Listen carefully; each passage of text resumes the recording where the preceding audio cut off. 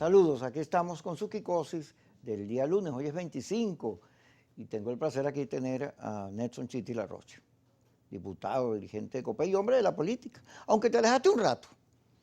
Bueno, estamos en la academia que no está demasiado lejos de la política, sin embargo. La universidad en los últimos años ha sido mi destino natural. Hice todos los pasos, pues los completé de formación. Soy profesor titular de la UCB, doctor en ciencias políticas. En fin, tomé ese camino donde me mantuve sobrio, a pesar de los pesares. Mira, estábamos hablando ahorita que no hay agua. Por allá por donde yo vivo, en Bellomonte, no hay agua. Pero, bueno, llegaron los tanqueros. Se dice que eso va a durar hasta diciembre y que se acabó y que van a resolver. Uno no sabe. Lo cierto es que no hay gasolina y la están vendiendo a $4. Imagínate tú, la gasolina más cara del mundo. Pero igual empieza a uno a escuchar que la cosa va para peor.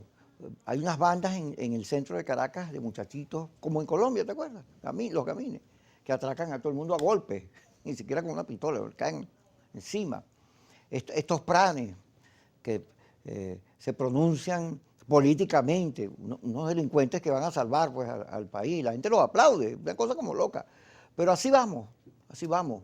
La comida es súper cara, nada alcanza, en una situación que obviamente se va a poner peor. Porque cuando salgamos de la pandemia, que por cierto también se puede poner peor, porque lo que está entrando por Colombia, por las trochas y por todo eso, viene en un alto porcentaje impregnado del coronavirus. Y entonces es difícil. Un par de cosas, perdóname, que sobre tu comentario me No, si usted incorpore. es el invitado, Muy además una gentil, conversa. muy generoso, Muchas gracias. gracias a usted. Pero primero que todo yo lo resumo así. Si Maduro sigue, Venezuela muere. Sé lo que significa decir esto aquí, pero es que es importante que el país dimensione cuál es el verdadero dilema. Porque hay una serie de, digamos, dicotomías propuestas para confundir, pero en realidad lo que está planteado es lo siguiente. ¿Es acaso posible que el gobierno mejore? No pareciera, no lo quiere, no lo hará. Y todas las noticias que vayan en esa dirección vienen filtradas o vienen orientadas. La verdad ha sido puesta a un lado y hay versiones oficiales, las cuales por supuesto están muy lejos de la verdad. Hace un rato escuchamos a Juancho. Eso es palo y palo. Es algo más que una denuncia y Es ciertamente es la gente. Y una y otra. Y buscan ese canal porque sienten que no marcha el país. Pero es que no marcha, es que muere. El país muere todos los días, en todos los escenarios. Y es un elemento que es bueno que asumamos de una vez. Ahora, Chiti, fíjate, en muchos países la confrontación política pasó a un segundo plano porque el coronavirus obligó a gobiernos de unidad nacional, ¿de acuerdo? Sí, es cierto. Aquí ha sido imposible que ese debate que se está dando en el mundo sobre una humanidad mejor, sobre corregir el planeta, etcétera, y los que sostienen que la economía es lo fundamental, que hay que abrir, pero en todo caso un debate, aquí no. Aquí es palo y palo, palo y palo, y luego el país se sigue agravando, ¿no? Ahora nos quedamos sin televisión, nos quedamos sin DirecTV, 10 millones de venezolanos metidos en su casa, fastidiados, obstinados, porque le quitaron una televisión a la que tenía acceso. Yo creo que eso tiene una explicación que desde arriba puede ayudarnos a comprender el detalle. Y es que la política devino en Venezuela una tragedia. ¿Y a qué me refiero? Recordemos un poquito de poesía, perdonen si me pongo un poquito académico en efecto, pero el drama de Antígona, Antígona y Creonte. Y es que no hay manera de conciliar. Un gobierno no quiere entender, que no quiere oír, que no acepta disidencia, que no acepta opiniones, digamos, que pueden ir en un sentido distinto. Es un gobierno pernicioso que lo ha hecho extremadamente mal, que tiene el país postrado, que tiene el país con los peores números de gestión económica del mundo, pero no asume que tiene que sentarse para buscar maneras de que las cosas mejoren. Esa es la tragedia. que en Venezuela no logramos asumir lo que es la política, que es el abordaje del conflicto. Así es. Trotsky lo decía maravillosamente. Usted que era en esos tiempos, pues, Pero yo nunca fui universitario, trotskista. un estudiante, digamos, Pero, meritorio. mira, ¿tú sabes dónde está la vida de Trotsky? Una maravilla, en Netflix. Sí. Hay una serie que se llama Trotsky.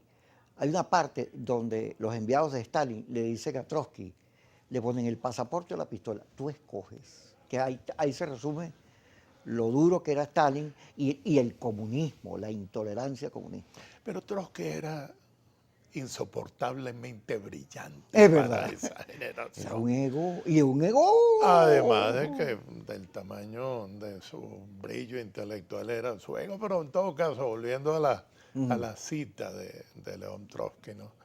La política es la regularización de la conflictividad social. Así es. Ahora, ¿cómo hacemos con un gobierno que no entiende, que no oye y además que constantemente asume que el poder es de él para hacer lo que le dé la gana? Lo que tú decías, las bombas de gasolina salgan para que ustedes vean cómo se negocia todo. Es una cosa criminal porque se le hace daño a todo el mundo con A eso. todo el mundo. Sí. Entonces ahí llegó una gasolina, bueno, que como si fuera una Popeye, como si fuera la batalla de Carabobo, y es una vergüenza que estemos los venezolanos esperando que nos manden gasolina después de haber tenido en el 98 capacidad para producir lo que va a llegar. 3 millones. 1,5 millones de barriles van a llegar. Bueno, Venezuela lo hacía en la mañana y otra cantidad similar en la tarde. Ahora fíjate, he venido sosteniendo por los programas y las cosas que escribo, que si el gobierno no quiere oír al país, el país tiene que hablar, el país tiene que discutir, tiene que buscar salida. El país no se puede quedar esperando que los grupos estos que se odian se pongan de acuerdo o terminen de destruirse. El país tiene que abrirse camino con una política de amplitud, de reconocimiento, de unidad, porque aquí se habla de unidad nacional, pero estos discursos de intolerancia, donde los dos se quieren extinguir, expresan todo lo contrario. La unidad nacional tiene que darse en torno a 9,5 millones de venezolanos pueden quedar en absoluta pobreza, lo que significa una mortandad terrible para los más pobres. Y eso no nos duele. Y eso no debería obligarnos a buscar salidas y alternativas, porque uno oye, fíjate, la empresa privada, todo Fede Cámara, con Comercio, con Industria, Fede Agro, todos han venido diciendo que hay salidas, que hay propuestas, que hay que hacer esto o lo otro, pero nadie los convoca. Sin embargo, el gobierno lo que hace es lo que le hizo a Polar, lo que le hizo a Coposa. O sea, el mismo comportamiento de sanciones, de control de precios que llevó al país a esta situación. Es que ese es el carácter inevitablemente deleterio y pernicioso de una gente que cree que la política es asumir el poder y no admitir controles de ningún tipo. Entonces lo que tú ves cuando ves una Contraloría que inhabilita constantemente a los opositores, pero qué extraño, porque no hace lo mismo con gente que, siendo evidentemente malos administradores, pero como son gente vinculada al gobierno, lo mantiene. Pero quiero decir algo también. El drama es la ciudadanía que tenemos. ¿Por qué? Te voy a explicar por qué. Porque no asumimos la entidad de ese compromiso ciudadano. Tú lo hablabas de la oposición. No entienden que si no estamos unidos, no tenemos ninguna posibilidad. Pero cómo se, fíjate, que aquí hay una cosa loca, aquí se perdió la chaveta. A mí la semana pasada me cayeron a plomo por una cosa que yo no dije. La editaron, la pegaron y la tiraron. Y por más que yo decía, mire, eso es una trampa, igual se lo hicieron a Capilla, se inventaron una historia, la gente, bueno, me dijeron hasta que la corbata me quedaba mal, para decirte de la grosería. Entonces, cada vez que tú insultas a alguien en un laboratorio de eso, o lo que sea, la gente se pone brava. Al que lo insulta lo convierte en enemigo. Y por esa vía, la unidad opositora, que es fundamental, la unidad del país, bueno, va segmentando, fragmentando, dividiendo, cuando tienes que tener mayoría para lo que venga, sobre todo si las salidas son electorales. Vamos a hablar de eso, Nelson Chiti, con nosotros aquí en Globovisión.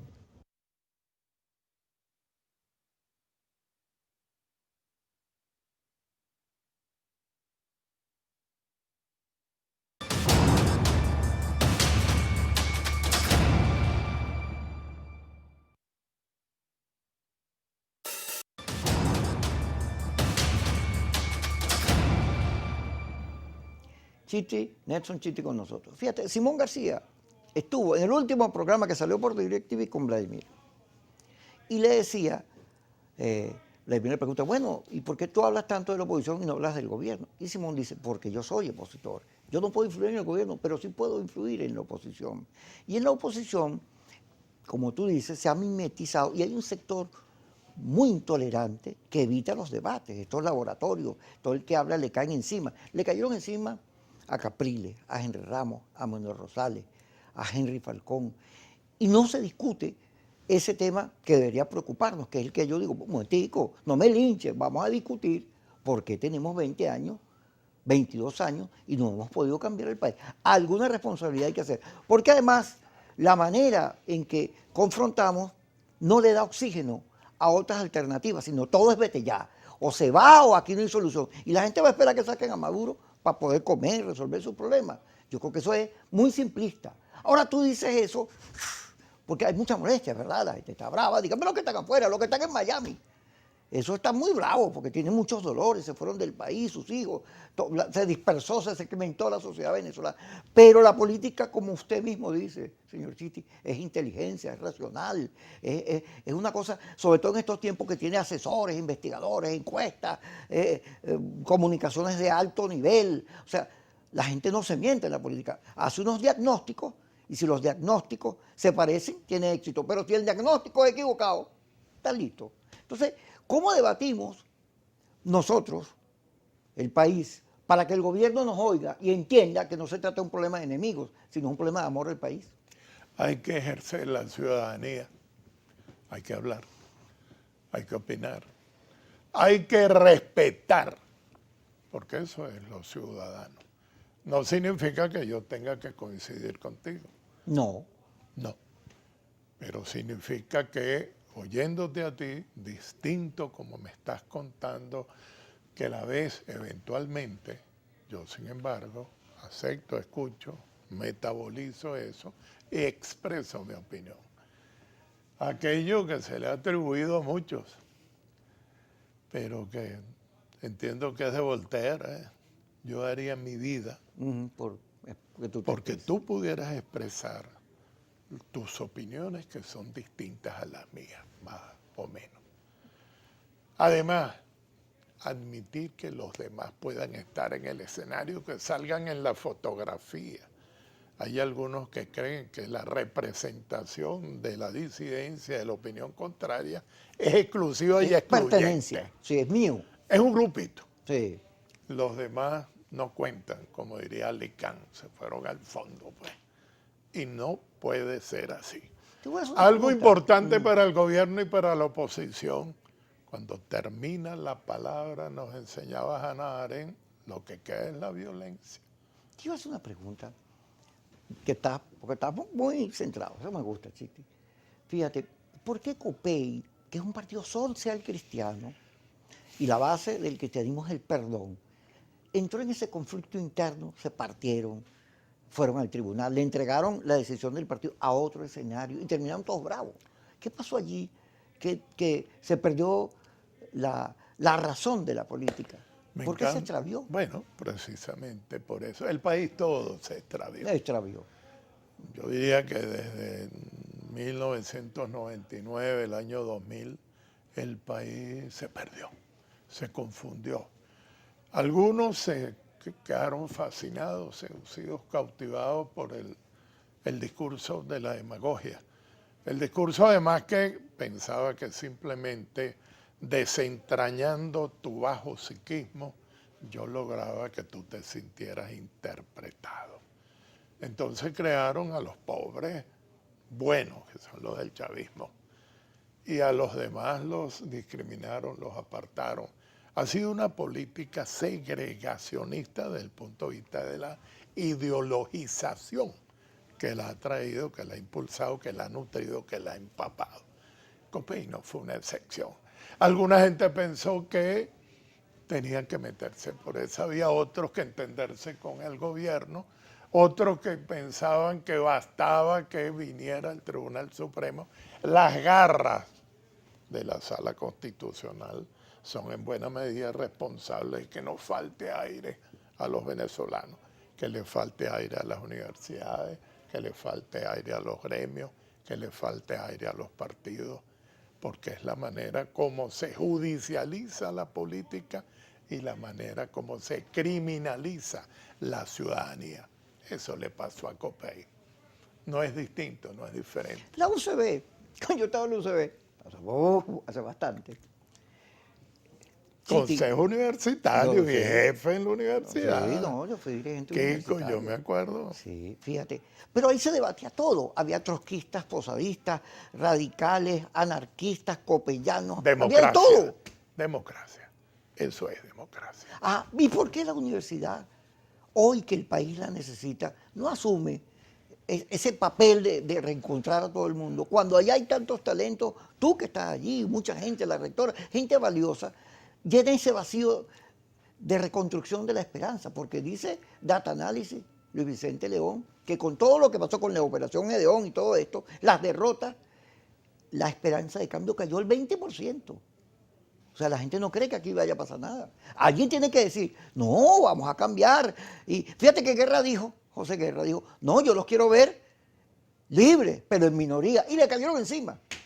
Sí, porque repito, hemos dejado de hacer política, hemos dejado de ser ciudadanos, somos una facción, cada uno es una facción.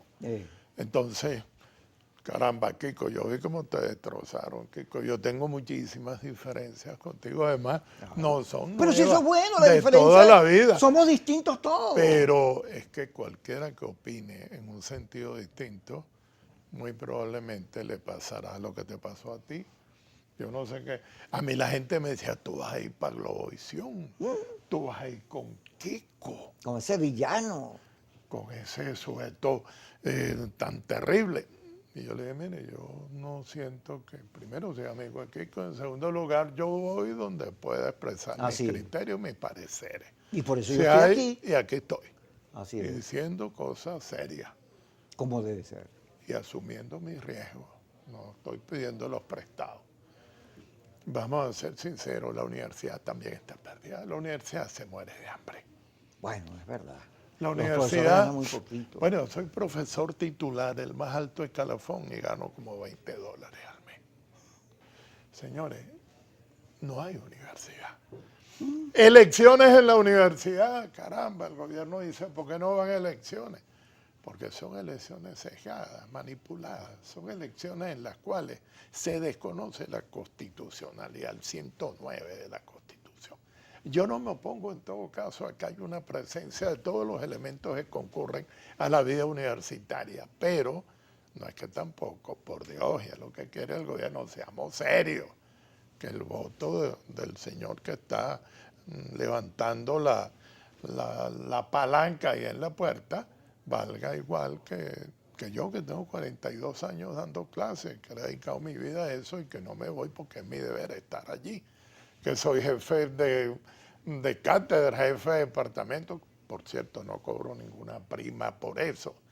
Amigo, la universidad también necesita recuperarse. Vamos a hablar de eso, porque según el análisis tuyo, todo el país está sometido en la misma letanía.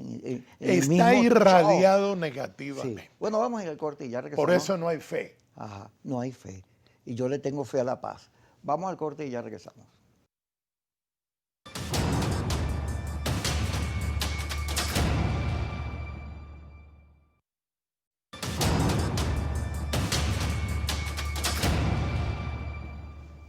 Seguimos conversando con Nelson Chiti Larroche. El país todo está, chale, como una nebulosa, segmentado, cada vez se pierde más, se pierde la esperanza. Y además, todo aquel que levanta la mano para decir algo le cae encima, se unen todos los demás, ¡nada! Porque la unidad nacional no está clara. La unidad nacional, que es lo que puede permitir que nosotros salgamos bien del coronavirus, ayudar al gobierno en lo que tenga que hacer, porque de eso se trata, proteger la vida de los demás, sino que cuando venga la pospandemia, que aparezca ese país arruinado, tengamos algún norte, porque no puede ser que vamos a seguir, no podemos seguir en la misma confrontación, en la misma cadera, adeos y acusaciones, y la responsabilidad de sacar al país adelante, ¿dónde está? Sí, le vamos a seguir echando la culpa al otro, yo no fui. supongamos Dios metiera su mano, que mañana ya no está Maduro y su combo. Y está, digamos, cualquiera de los honorables venezolanos al frente de los asuntos públicos y de su gestión. ¿Qué país encuentra Kiko? ¿Puede hacer algo económicamente, socialmente? Yo diría que no. ¿Es que acaso puede él mejorar la luz eléctrica o el agua? No. ¿Es que acaso él puede proveer de sustento a los maestros? Lo de los maestros es vergonzoso. Sí, chico. Mi hermana es Son maestra. una cosa, pero Ganan más poquito que tú. no, mucho menos que yo. Esos realmente están en la mayor precariedad. ¿Qué quiero decir con esto? Venezuela está inerme, indefensa, desfigurada, partida, complicada. Pues bien, tendría ese señor que hacer una serie de cosas que parten de una base. El estado en que se encuentra el país. El reconocimiento a esta situación. Hay que admitir esto. Y entonces luego de admitirlo, ponernos inteligentes como lo podemos hacer los venezolanos y acometer planes pues, en esa dirección. Yo escribí un artículo, pues, como otros que escribimos, un articulito semanal, en que hablaba de ese día, el día después. Y decía, ¿cómo es que en ese día después no podemos estar nosotros en capacidad de hablarnos? Señores venezolanos, ¿dónde estén los de afuera y los de adentro? Mira cómo hacemos aquí. Jauman, ¿qué es lo que tú dices? Pero aquí está Orlando Ochoa, José Guerra, y no sé, alguno de los... Francisco Rodríguez, que tan criticado es cuando dice una cosa, no, pero hay que oír, hay que aprender a hacer política, hay que empaparse, porque hay que resolver. Yo no podía después de un año, ido el chavismo un año después, seguir diciéndole a la gente lo mismo, no tienes luz, no tienes agua, no tienes gas, no tienes nada, y las cosas no cambiaron. ¿Sabe qué quiere la gente? Va con usted, señor Maduro, que ustedes pasen. ¿Saben en qué consiste la palabra crisis? En que el tiempo viejo ya pasó y el tiempo nuevo no ha llegado. Ustedes estuvieron y no lo hicieron bien. Váyanse. Pero hay que volver a la política. Fíjate, José Guerra, él dice, yo los quiero ver en minoría en la calle, y le caen encima. Y él dice, pero es que es muy loco, ¿cómo le vas a decir a tu Maduro que deje pasar si le estás diciendo, te voy a meter preso, toda tu familia, todos los voy a perseguir, los voy a ahorcar, no van a tener perdón de nadie? Pues el hombre se trinchera. Y luego el discurso hacia la Fuerza Armada, que tú lo tocaste ahorita, es calificándolo, diciendo, anda, agarra a Maduro, túmbalo, porque si no te tiro los gringos. Es una cosa. Y el tema soberanía, a mí me preocupa que le hayamos cedido el tema soberanía a Maduro, cuando el tema soberanía es una constante en Latinoamérica y por supuesto los países defienden su manera de ser, eso no se le regala a nadie, ni ruso, ni chino, ni americano. Son falsas dicotomías, como te decía, nos quieren poner a escoger sí. en un dilema con dos cuernos, si me meto por aquí, me meto por aquí. Caramba, DirecTV o Globovisión, no, yo quiero tener los dos. Vale. Así es. ¿Y cuál es el problema que yo tenga los ¿Por dos? qué tenemos que cerrar a Radio Caracas Televisión o a Globovisión si ambos eran necesarios? Exactamente, tengan la entidad espiritual e ideológica para combatir en los planos aceptables, así es, en los planos de respeto y sobre todo, digamos, oye, qué cosa tan importante es la libertad de expresión, esto que estamos haciendo aquí. La libertad de prensa. ¿Que es duro? Sí, pero es parte de lo que un político tiene que asumir. Pues yo vuelvo al mismo punto y lo digo. Tenemos que revisar eso porque no hay sino un déficit manifiesto de ciudadanía sin la cual no podemos abordar realmente la solución de los problemas. Quiero ser claro, Maduro tiene que admitir que no lo ha hecho bien. No lo admite, está bien, pero tiene que facilitar que las cosas cambien, porque el país se le está muriendo a él en las manos. Al señor ministro de la Defensa, yo no estoy pidiendo que le den golpes de Estado a nadie, Pero yo estoy pidiéndole al ministro de la Defensa que ayude al gobierno a pensar, un gobierno muy militar, por cierto. A veces escasean los civiles, sobre todo en las áreas sensibles y de decisión política, social. Yo he estado en el Domingo Luciano y he visto que oye bien esto, que el que autoriza el uso de los equipos de anestesia sea un coronel. No sé de dónde, en las ciencias militares que se estudian en Venezuela, le informaron a él de esos elementos. Pero en resumen, también invito a la Fuerza Armada a concurrir y además hacerlo con un plano, digamos, de empatía. Soberanía, yo no estoy con los Estados Unidos de Norteamérica, pero tampoco estoy con los cubanos. ¿Vale? Así es. Yo quisiera que Venezuela, primero Venezuela, carajo. Así es. ¿Cómo es posible que nosotros destinemos de lo poco que tenemos para sostener, ayudar, alimentar, subsidiar a Cuba? Eso es traición. ¿Y tú no crees que la palabra traición hay que borrarla? Porque cuando tú empiezas a decir que traidores, bueno, al final aquello es...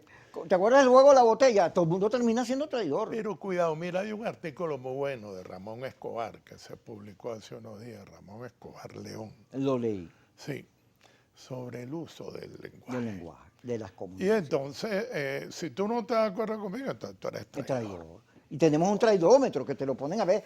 Este pasa, este no pasa. ¿Qué es eso, Cuando chico? yo digo que en la Venezuela postrada, hambrienta, disminuida, desfigurada, no podemos sino cuidar los pocos recursos que tenemos y no podemos cederlos, y mucho menos sin una contraprestación que lo valga.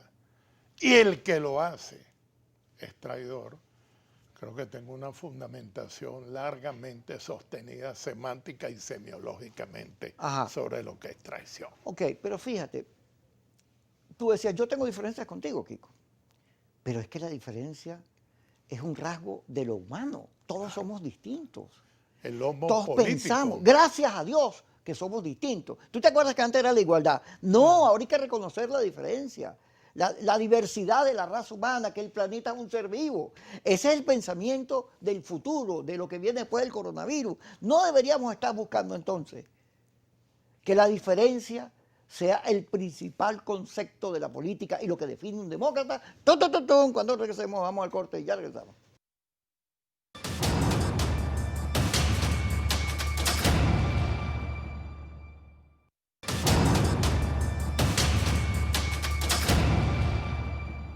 La diferencia. ¿Por qué gente que es demócrata? Porque bueno, tú dices autoritarios, bueno, los autoritarios solo creen en ellos. Pero ¿por qué los demócratas se comportan como autoritarios? Entonces quieren que cierren a Globovisión, así como el gobierno cerró a Radio Caracas Televisión, una cosa tan sencilla, que no cierren a nadie. Sí, pero también sería bueno que el Canal 8 fuera de los venezolanos y no del gobierno. ¿Por qué no sancionó los Estados Unidos al Canal 8? O al canal de la Asamblea, a TV, a todos esos canales. Todo eso forma parte del mismo forcejeo con intereses que no siempre son los de aquí. También tenemos elecciones allá. Ajá. Y también tenemos ¿Quién una crees tú serie que de gane allá? elementos que se involucran. No me interesa demasiado porque no soy norteamericano, para serte franco. Algunos se fascinan de Trump. Yo creo que Trump es la expresión más clara de cómo la antipolítica llegó a los Estados Unidos. Y Biden, caramba. Biden, cada vez que lo veo estoy preocupado por él, pero no es un asunto. Mi tema es aquí, primero Venezuela, abordemos este problema, resolvamos aquí, vamos a lidiar con varios toros al mismo tiempo, algunos que son auténticos victorinos, y voy a eso, pero necesitamos que juntos estemos, porque juntos somos invencibles, lo hemos sido a lo largo de la historia. Y además que asumamos la dimensión del reto. Oye, Venezuela está muy mal. ¿Qué tal si admitimos eso? Para que con humildad, todos de verdad, seamos capaces de sentarnos y buscarle salida a esto. Yo insisto en que deberíamos llevar el asunto a la soberanía popular, pero sin manipulaciones, ¿vale? Eso que hizo Maduro el 20 de mayo, todo el mundo sabe que no estuvo en el orden de lo que se podía aspirar. Y hay muchas dudas, hay muchos cuestionamientos. Señor Maduro, usted lo sabe. Y en consecuencia, ¿qué tal si nos exponemos todos al juicio, digamos, de la gente de nuestro pueblo? Sí, un debate público, Y hay no que solo eso, impulsarlo. ¿qué tal que Claro. expongamos Que, allí? que vayamos a elecciones limpias y transparentes. Así es, que no puede ser con un Consejo Nacional Electoral Claro. evidentemente sesgado, por ejemplo. ¿Tú estás de acuerdo en ir a las elecciones parlamentarias? Mira, están en la Constitución. ¿Cómo hago? ¿Cumplo la Constitución o no? Vamos a estar francos, porque mucha gente me dice, no, se puede, bueno, está bien. Yo llego y digo, ¿cómo hago con la Constitución? Yo me la traje, por cierto, porque pensé que en algún momento Kiko se iba a poner exquisito como lo conozco. Y entonces me traje mi Constitución. Yo soy profesor en la central de esta materia. Y bueno, tengo que hacer elecciones parlamentarias. Así que no me puedo negar, eso sí. Lo que hace que la Constitución no sea una respuesta, una salida, es que no sea realmente un proceso. Los que la hicieron son los primeros que la violan. Así es. Chiti, una cosa. Entre la salida de fuerza y la salida electoral, ¿tú no crees que ese es un falso debate? ¿Pero qué es el debate de fondo? Mira, Popper decía que la democracia era el sistema que permitía el cambio del mando sin derramamiento de sangre. De verdad que yo no quisiera que Venezuela se metiera en una guerra civil. La gente no sabe qué es eso. Lo feo que es eso. Hay, por cierto, un maravilloso trabajo de Agamben, Giorgio Agamben, que habla de tesis, se llama, de la guerra civil, que dice, los griegos, inclusive en ese plano, cuidaban mantener un vínculo que permitiera recordarles que eran connacionales. Ni siquiera en el escenario de la guerra civil. No quiero guerra civil en mi país. Pero además las armas las tienen ustedes, tienen una ventaja muy grande. Déjeme serle franco, vamos a resolver civilizadamente las cosas. Y que el que tenga razón, ¿Sabes que yo llegué a la conclusión? gane. Chiti, yo llegué a la conclusión, después que me pasó un episodio, se me murió una novia que quería mucho, nunca le dije que la quería porque pensé que eso no iba por ningún lado. Y a partir de ahí comencé a pensar todo, porque uno en el dolor piensa dónde me equivoqué, he hecho daño, ¿no? Y revisando la política digo, bueno, pero es que el discurso que tenemos en el país es un discurso de odio, no es un discurso de amor, de esperanza, no es optimista, no es positivo. Y de ahí el error. Los que promovieron la ley del odio son los que tienen un discurso constante de odio. Vamos a estar claros, pero con el mazo dando es odio destilado hasta la última flor. Y no hay nada, ninguna audiencia para con los demás.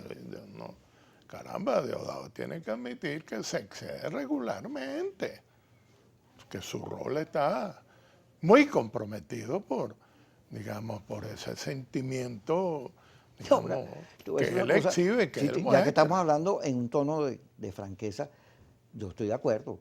Allí agarra, se le dice a alguien alguna cosa y tiene que esconderse porque no es muy tolerante la cosa. Pero Diosdado es un buen show. La manera en que hace la cosa. No, todos han aprendido de Chávez, que a su vez aprendió de Fidel. Ajá. Y yo te pregunto una cosa, ¿el fin justifica los medios? Yo no lo creo, nunca lo creeré. En todas cosas, pues todo eso, Maquiavelo nunca dijo eso. No. Eso han sido interpretaciones de Maquiavelo. Quédate ahí porque nos están diciendo que chao Pinelli, que se acabó el programa. Te agradezco el tremendo programa que has dado. Muchas gracias. Por la sinceridad con que has tratado los temas. Me siento orgulloso de ser tu amigo. Vámonos al corte. Vámonos, chao, chao, chao.